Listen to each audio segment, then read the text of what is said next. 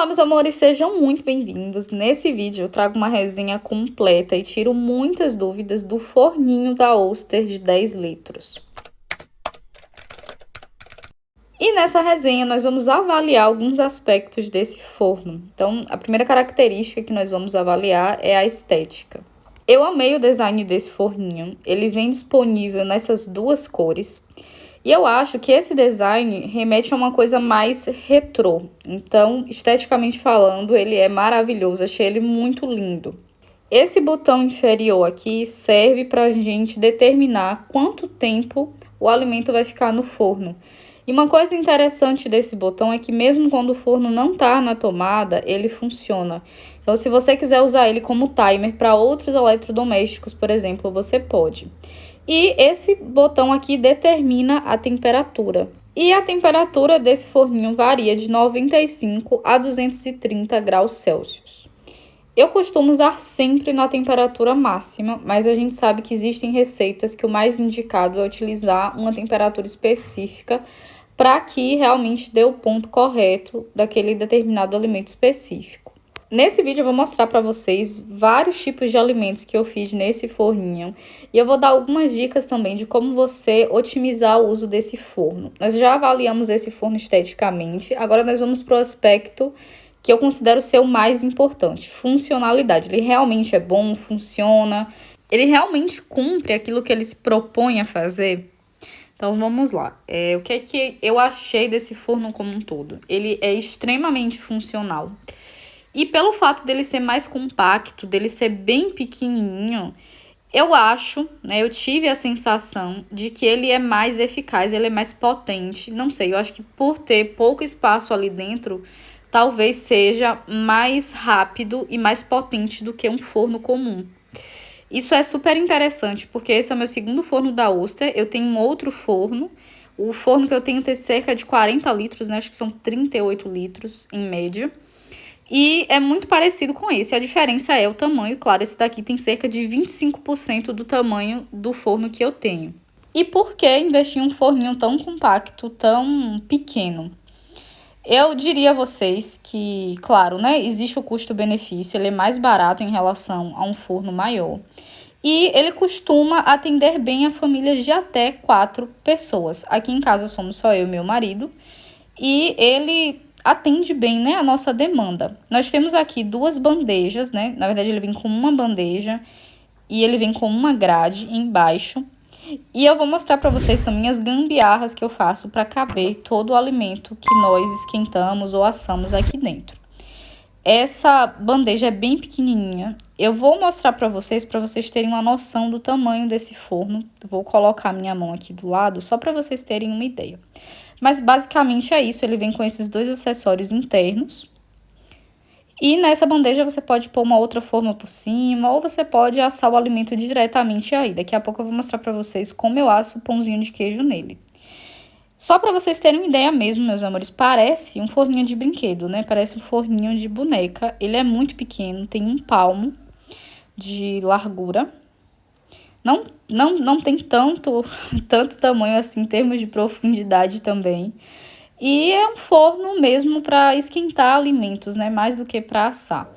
De qualquer modo, eu indico demais e eu uso para tudo, inclusive para fazer bolo, para assar pizza. Ele super atende a nossa demanda e eu acho que mesmo uma família um pouquinho maior vai conseguir tirar proveito dele. Depende do quanto de alimento a sua família consome. Meus amores, só para ilustrar, eu não vou colocar aqui a assadeira, mas uma assadeira pequena, até maior do que esse prato, né? Um pouquinho maior do que o bolo. Super funciona aqui.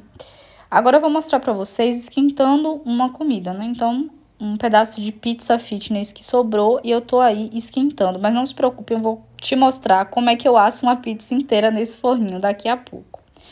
Então, basicamente, você coloca o alimento, né? Você determina ali a temperatura e coloca o timer. Para esquentar algo que tem temperatura ambiente, por exemplo, essa pizza aqui, foi cerca de 5 minutos. Agora, uma marmita congelada como essa, eu costumo deixar por 20 a 25 minutos em temperatura máxima. Então, geralmente eu uso sempre a temperatura máxima, porque eu sou muito afobada, tenho muita pressa. Então, de 20 a 25 minutos a gente retira a comida e ela tá maravilhosa. Isso eu tô falando, meus amores, de uma comida congelada. Claro que se você for colocar algo gelado ou em temperatura ambiente, você não vai precisar deixar tanto tempo assim. De 5 a 7 minutos você vai conseguir esquentar a sua comida. Então, meus amores, eu costumo assar aqui diretamente na bandeja pãezinhos de queijos congelados, desse que a gente compra no supermercado. E essa bandeja, ela realmente dá para colocar uma quantidade imensa de pãozinho de queijo. Em termos de atender a uma determinada quantidade de pessoas, eu acho que a quantidade de pãozinho que cabe aqui atende tranquilamente 4 pessoas. Tanto que eu nem costumo encher, eu vou encher mais para mostrar para vocês mesmo como fica, qual o resultado, qual a distância. Eu costumo deixar cerca de 2 centímetros entre um pãozinho e outro, então eu vou intercalando aí para que eles não grudem. Esses pãezinhos estão congelados e se você quer os pãezinhos um pouco menos crocante, você só quer que eles assem mesmo, você pode deixar aí em cerca de 20 minutos. E se você, assim como o meu marido, gosta deles bem torradinhos, aí vocês podem deixar por cerca de 25 minutos. Eu fiz dessa forma porque ele prefere assim, né? Mas via de regra, 20 minutos já é tempo mais do que suficiente para assar os seus pãezinhos de queijo. Ah, meus amores, e o bolo que eu mostrei agora há pouco foi só para ilustrar mesmo, para dizer que cabe, porque aquele bolo eu ganhei, tá? Mas eu também consigo assar bolo aí. E aí agora nós temos uma pizza, né? Temos um perrengue aí. Essa é uma pizza de tamanho médio a grande. E aí, como é que a gente faz para assar essa pizza? Dá para assar toda? Não dá. E aí eu vou mostrar para vocês uma gambiarra que eu faço, né? E eu consigo assar essa pizza inteira. Para isso, nós vamos ter que adaptar aí o nosso forninho. Então, como é que eu faço?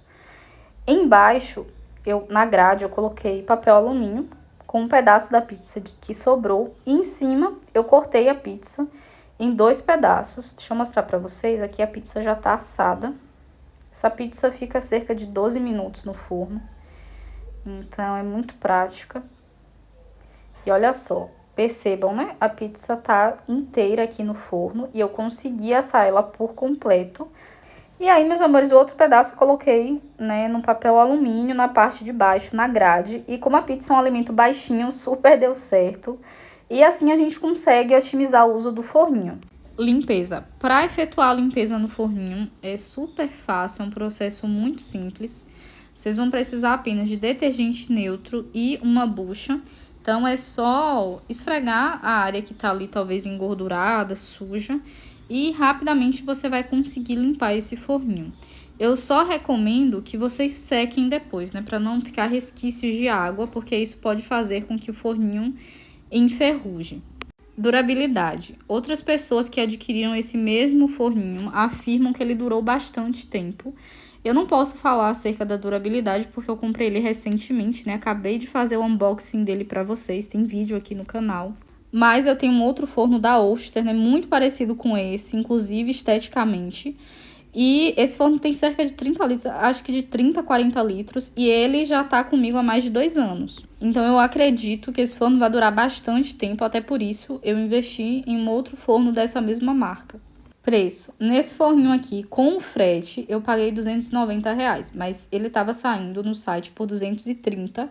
Se eu optasse por retirar na loja, eu iria pagar os 230. Então eu acho que 230 é um preço bem legal para um forninho elétrico.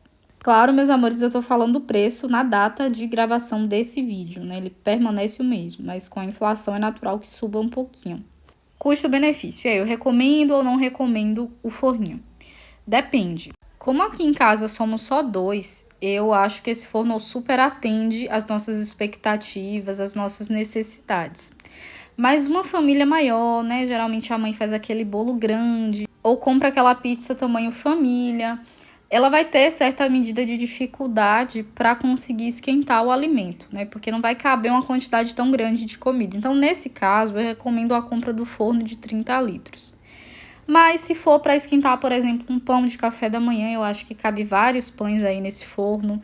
Se for para fazer um pãozinho de queijo, acho que uma família de até 4 pessoas, a quantidade é mais do que suficiente. Mas claro, isso tudo vai variar em função da quantidade de comida que a sua família come. Eu achei ele extremamente potente, até mais potente do que o de 30 litros. Eu acho que por ser menor, mais compacto, ele esquenta mais, não sei. Então, em resumo, eu amei o forninho. Se você mora sozinho, ou é um casal sem filhos, ou mesmo tem uma família pequena que consome uma pequena quantidade de alimentos, eu super recomendo esse forno, acho ele maravilhoso. E não se preocupe, meus amores, eu vou deixar um link aqui nos comentários para que vocês possam comprar de um vendedor confiável, para que vocês tenham mais segurança na hora de comprar. Eu amei o meu forninho, espero que vocês também tenham gostado.